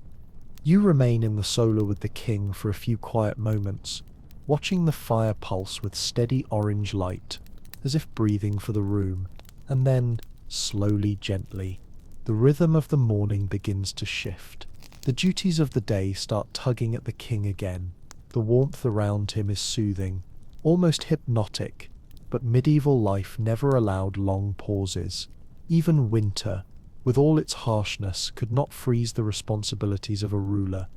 You see him lift one hand from the warm cup, flexing his fingers experimentally, now fully thawed. He sets the cup aside with a soft clink and leans slightly forward in the chair, the firelight catching the fur trim of his cloak. It is the subtle posture of a man preparing to rise, not abruptly but with the slow deliberation winter demands of every limb and joint. The scribe stands patiently nearby, quill now warmed by the hearth, ink fluid enough to write the day's decrees without clumping into frozen sludge. The king signs a document, his gloved hand moving more confidently than it would have in the great hall, then gestures calmly for the next. Each decision, each signature, each murmured instruction is shaped by the quiet intimacy of the solar, the only place where clarity can form without the cold distorting thought. You imagine the midday sun climbing higher outside, though its warmth has yet to breach the shutters. Winter sunlight in medieval castles was soft, pale, more symbolic than functional. Still, it brightens the room a little when an attendant opens the shutters halfway, letting a cool, thin beam of light stretch across the floor. The ray catches dust in the air, making it sparkle like snow suspended in gold. The king lifts his gaze toward the window, not because the sunlight warms him, it barely does, but because the sight of it offers reassurance. The world outside is still frozen, still locked in winter's grasp, but daylight brings order, rhythm, and the subtle promise that even the coldest season will eventually loosen. When the paperwork is done, the king stands slowly, brushing his hands down the front of his mantle, and steps away from the hearth. An attendant immediately moves forward to adjust his cloak, ensuring it rests properly on his shoulders, sealing in the warmth accumulated during his time by the fire. The king nods once in gratitude, then walks toward the doorway that leads deeper into the castle. The moment he passes through the threshold, the temperature drops. It is not harsh, not like the great hall, but enough to remind him, and you, that the solar was an exception. Out here the corridor feels colder, the air sharper, the king exhales, and once again you see that soft white cloud form briefly in front of his face. Winter does not let him forget. He walks steadily down the passageway, boots whispering over the runners that protect his feet from the stone's icy pulse. You follow him into a winding staircase that curves gently downward, each step colder than the last. Small windows along the stair let in narrow shafts of icy light, illuminating frost crystals that cling to the inner edges of the stone. His hand rests on the railing, and though the wood feels cold enough to sting, he steadies himself with practiced grace.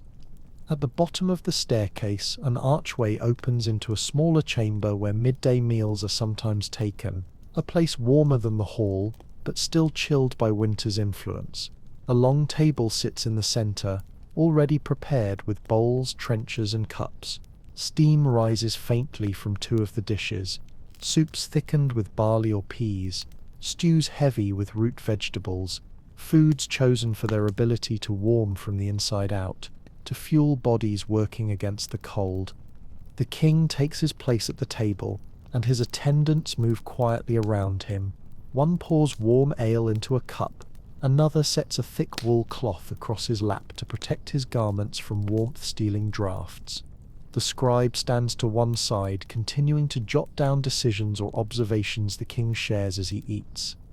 The meal is simple but hearty. Medieval kings, despite their status, did not eat extravagantly during winter mornings, not because they lacked resources, but because heavy meals in cold air were difficult to digest. Instead, warmth mattered most. Warm broth, warm bread, warm drink, warm hands. You notice the king cradling his cup, between his palms longer than necessary after each sip, savoring the radiating heat before bringing it to his lips. The room is quiet, the conversation minimal. People speak efficiently, measured by breath and temperature rather than ceremony. Winter has a way of simplifying everything. As the meal ends, servants clear the table swiftly, their movements efficient, their breaths fogging faintly with each exhale. The king wipes his hands on a warm cloth one last time, pushes himself up from the bench, and moves toward a side door that leads into another series of passages. This time he is heading toward chambers where diplomatic meetings, legal disputes, and noble petitions must be addressed. Rooms where cold gathers thickly in corners, where voices bounce sharply off stone, where the king must maintain composure even as winter presses insistently against the walls. He steps into the corridor, his mantle swaying gently as he moves, and the castle exhales another breath of cold to greet him. And slowly, quietly, the story leads you onward toward the next part of his day. How he governed through the deep freeze, how cold shaped political decisions, how winter meetings unfolded, and what it meant to rule a kingdom wrapped in stone and ice. You follow the king deeper into the castle, and the further he walks from the solar's fragile warmth, the more the cold begins reclaiming him. It slips under the edges of his mantle, creeps along the floor in thin rivers of icy air, and presses through the stone walls with the quiet confidence of a force that cannot be resisted, only endured. By the time he reaches the next chamber, the winter chill has settled around him once more like a second cloak. The chamber he enters now is smaller than the great hall, yet still cavernous by modern standards. It is a council room, used for disputes, petitions, and matters requiring the king's judgment. A long table dominates the center, littered with parchments, wax seals, and wooden stools worn smooth by years of use. The windows are shuttered, but thin beams of pale daylight squeeze through gaps, falling across the floor like stripes of cold silver. A faint draught moves through the room, swirling dust into soft spirals, rattling the bottom edges of the tapestries. Even with a brazier burning quietly in one corner, a small iron cauldron filled with glowing coals, the air is brittle, sharp, able to steal warmth from the body faster than the fire can replace it. The brazier's heat reaches only a few feet before surrendering to the cold. The king takes his place at the head of the table, settling carefully onto a cushion that has been warmed near the hearth. Without it, the chill of the wood would seep straight through his garments. His advisors arrive moments later, each wrapped in cloaks, each exhaling clouds of vapor as they speak. The sound of their voices is soft and deliberate. In cold rooms, people speak differently, more slowly, conserving breath, allowing words to stretch longer rather than spill out quickly. A nobleman from a nearby province enters first, bowing stiffly. His cloak dusted with frost suggests he has travelled since dawn. He speaks of disputes over land, his voice trembling not from fear but from cold. The king listens, hands resting atop the table, fingers hidden beneath his sleeves for warmth. Every so often, he extends them toward the brazier, absorbing its meager heat before returning to his duties. Another advisor steps forward, presenting a tally of winter grain reserves. The cold affects harvest storage. Grain can spoil if temperatures fluctuate, and icy weather complicates distribution. The king nods thoughtfully, his breath fogging faintly, the weight of responsibility settling onto his shoulders as tangibly as the fur mantle he wears. Throughout the meeting, you notice how winter shapes every detail. Ink thickens in its pot, if kept too far from the brazier. Wax seals chip. If pressed too cold, quills become brittle. Even the simple act of writing requires the scribe to position himself close to the heat, rotating ink and parchment as needed to keep them usable. This small dance of warmth and cold unfolds constantly, silently, affecting the pace of governance. Servants enter periodically with fresh coals, warming stones, or jugs of steaming water. When they lift the brazier lid to add fuel, a brief burst of hotter air rises, and the king instinctively leans forward, savoring the fleeting heat before it dissipates into the room's icy vastness. Winter dictates the tempo of the meeting. The cold presses into every pause. Hours pass like this, slowly, steadily, until the king finally stands, joints stiff from sitting still in the cold. He is a strong man built for rule, but winter tests all bodies equally. His attendants quickly move to adjust his mantle, placing a fresh fur shawl over his shoulders, ensuring that the warmth of the brazier does not vanish too quickly from his skin. He steps away from the table, and the room exhales its chill around him once more. The council disperses, each advisor returning to their own duties, each pulling their cloaks tighter as they depart. The king, however, walks toward another door, this one leading to the castle's interior walkways. These corridors are some of the coldest places in the entire structure. Narrow, built for movement rather than comfort, they channel winter air like wind tunnels. As the king enters one, the cold strikes immediately, brushing his neck, sliding up his sleeves, swirling around his knees. The stones underfoot radiate a deep, ancient cold, the kind that no fire ever truly touches. He walks with steady determination, his boots tapping rhythmically against the stone, his breath forming pale mist with every exhale. Torches flicker along the walls, their flames struggling in the drafts, casting long shadows that sway like figures moving in the distance. The king's next destination lies ahead, a room where petitions from commoners are heard even in winter. This was part of a king's day that did not pause for weather. Justice, disputes, grievances, all continued, no matter how much the cold bit at hands and faces. And as you follow him, you feel the castle tightening around you like a clenched fist, its stone bones rigid with cold, its breath icy, its corridors endless. The story leads you onward, toward the ways a king met with commoners during winter, how he faced the public in rooms colder than the outdoors, and how leadership demanded warmth of spirit even when the body was freezing. You follow the king as he approaches the chamber where commoners present their petitions, and even before he reaches the doorway, you can feel the temperature dropping lower still, as if this particular part of the castle has absorbed the cold more deeply than any other. This chamber was never meant for comfort. It was not a sanctuary like the solar, nor a ceremonial space like the hall. It was a functional room, built for duty, and winter made it harsher than ever. When the door creaks open, the breath of cold that escapes feels almost like stepping outdoors. The room is long and narrow, with a stone floor that seems to hold on to the night's frost like a memory it refuses to release. The fire in the hearth is small, barely more than a struggling flame, and the single brazier offers only enough heat for the king and his attendants to stand near, not enough to warm the entire room. The king steps inside with composed determination, knowing full well that this chamber will test his endurance. Here he cannot sit under blankets or by a blazing fire. Here the cold wraps around him like a cloak, and the people waiting for him feel it just as intensely. Along one wall, commoners stand wrapped in rough wool cloaks, hands pressed under their arms, breath fogging steadily as they wait. Their faces carry the exhaustion of winter, reddened cheeks, cracked lips, stiff shoulders. These were farmers, craftsmen, shepherds, widows, people who had walked long distances through frozen fields and icy winds to bring their concerns before their king. You imagine the mixture of awe and desperation they felt standing before the most powerful man in their world, in a room where everyone shared the same cold. Winter erases many boundaries. Power remains, but suffering is universal.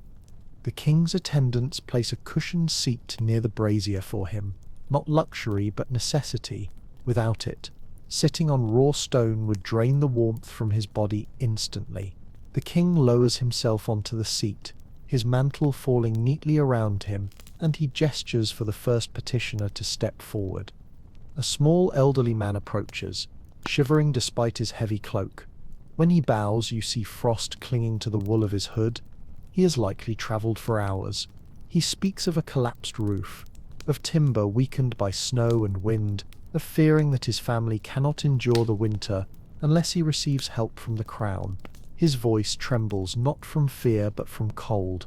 Each sentence is broken by small gasps as he tries to warm his breath enough to speak clearly. The king listens closely, leaning forward slightly, not to appear sympathetic, though he is, but to hear better in the cold air that seems to thin sound. He makes a decision quickly, instructing an attendant to dispatch workers from the castle's estate to repair the roof before the next snowfall. You can almost feel the relief emanating from the old man as he bows deeply, his eyes shining with gratitude. Another petitioner steps forward, a young woman with a child wrapped tightly in a wool blanket. The child's small face peeks out, pink from cold, eyes wide and uncertain. The woman speaks quietly of lost livestock, of failing crops, of hunger creeping into her home. The king's expression softens. He commands that grain from the royal stores be delivered to her village. This was not generosity. It was survival. Winter was brutal, and a starving village could become a dying one if ignored. You see how winter shapes not only the king's comfort but his compassion. Cold strips away pretense. It makes suffering visible. It shrinks the distance between ruler and subject, if only for a moment, because the king too feels the bite of the air, the stiffness in his joints, the exhaustion of a day spent resisting nature's harshest season. Petitioner follows petitioner, a young shepherd whose flock froze overnight, a blacksmith pleading for iron repairs after a storm damaged the village gate, a mother asking for relief from taxes after illness swept through her home. Their voices tremble, their fingers shake, their breath paints the air with clouds, and the king, though cold and weary, responds to each with measured resolve. The chill may numb his body, but leadership requires warmth of spirit. At one point, a gust of wind forces itself through a small crack in the window frame, sweeping across the entire chamber. Every person in the room flinches at the sudden cold. Even the king shivers visibly. A rare crack in a ruler's composure, but he recovers quickly, adjusting his mantle, nodding to an attendant to place another log on the fire. The flames flare briefly, casting long shadows across the stone floor. Hours pass in this way. As the king works through the final petitions, his voice grows quieter, his breath heavier. His hands, despite gloves, stiffen in the cold. His posture sags just slightly, winter's toll accumulating in his bones. Yet he continues until the last petitioner has been heard, and the last request answered. When the chamber finally empties, the king rises slowly, steadying himself with one gloved hand on the back of the chair. His attendants immediately move closer, adjusting his mantle, wrapping a thicker fur around his shoulders, placing warming stones into cloth pouches to tuck near his hands.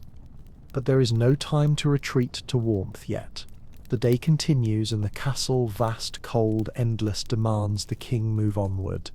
As he steps back into the corridor, the cold greets him again, sharper than before, reminding him that winter does not relent simply because duties multiply.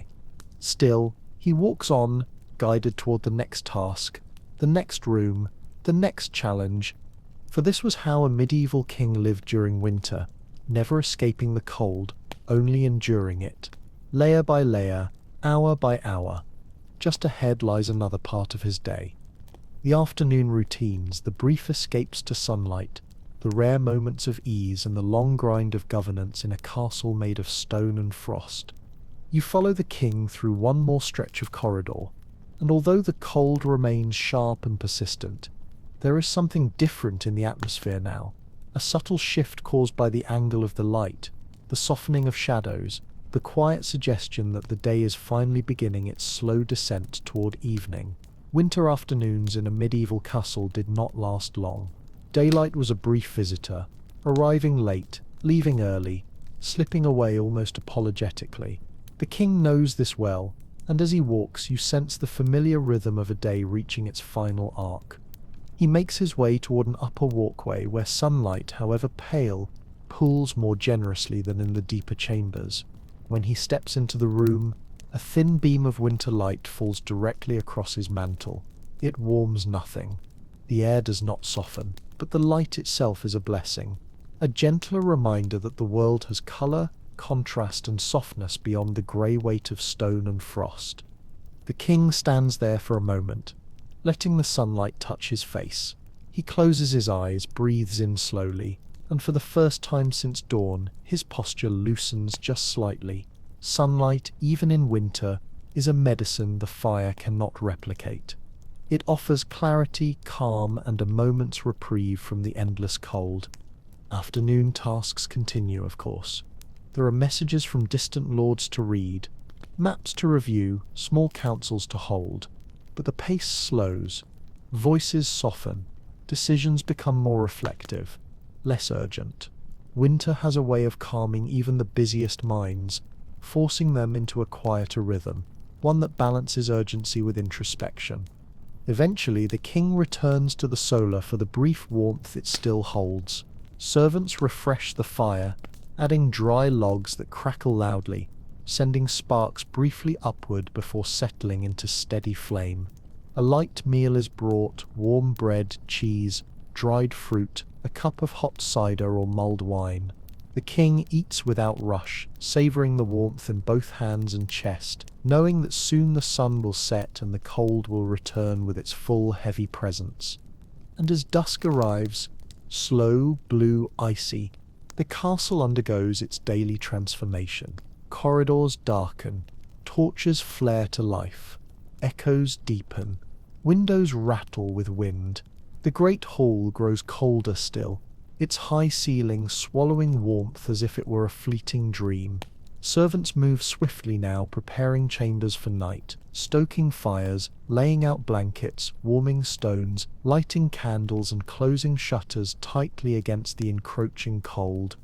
The king walks slowly back toward his chamber, his boots thudding softly on the stone. Every step echoes, not loudly but with a sense of finality, the way footsteps do at the end of a long day. His breath appears again in faint clouds. His shoulders carry both the weight of the cold and the weight of kingship, intertwined like threads of the same tapestry. When he enters his bedchamber, the servants are already at work. The fire has been rekindled, the bed warmed, the curtains arranged to welcome him. Heated stones rest beneath the blankets, wrapped in cloth, infusing the mattress with fragile warmth that will not last long, but long enough for him to settle in. The air inside the chamber is still cold, but less brutal than the halls outside. Here, layers and ritual have reclaimed a small territory from winter's dominion. The king removes his outer garments, folds himself through the familiar motions of preparing for sleep, and steps toward the great bed.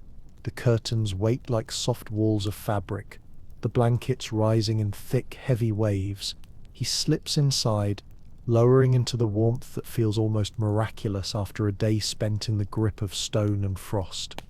As the curtains close around him, the world beyond becomes muted. The chamber's cold becomes distant, like a memory fading into the edges of consciousness.